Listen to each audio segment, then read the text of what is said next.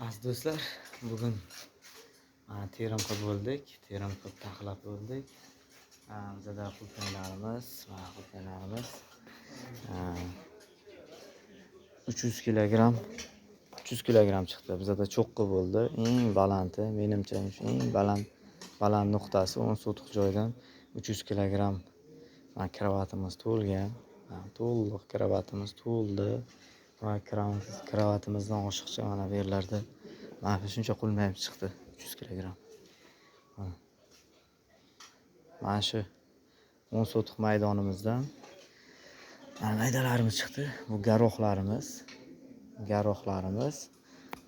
qulpmaylarimiz hammasi yirik emas. Ustida atbor plus, tagida srednilar bor. Tagida o'qlangan deb o'ylamanglar. Biza kelishilgan holda shu hamma tay aytiladi. Tepasi atbor plus, tayi sredniy deb aytiladi. Aytib qulpmaylar dogovor bilan sotilgan. Mana shu qulpmaylarimiz mana shuncha. Hozir bizada 300 kilogramm chiqqan bo'lsa, bizada примерно 120 kilogramm, 130 kilo atbor plus va atbor sredniylarimiz ichida 3tasi atbor plus, atbor sredniylarimiz bir tovoqqa taxlangan. Keyin bag'da maydalarimiz. O'zi bizda mayda juda kam chiquvdi. Shu safar mana hosilimiz ozgina maydamiz ko'proq chiqdi. 300 kilogrammdan ishonsangiz mana shu chiring chiqdi. Mana shu tovoqchada mana shu bir tovoqcha chirik chiqdi. Chirikni kam chiqishining sababi mana hozir bu yerda ishchilar har bir terimdan keyin doimiy chiriklari teriladi. Qayta chiriklar teriladi. Shu terilganligi sababli ancha chirish kamayib qoldi.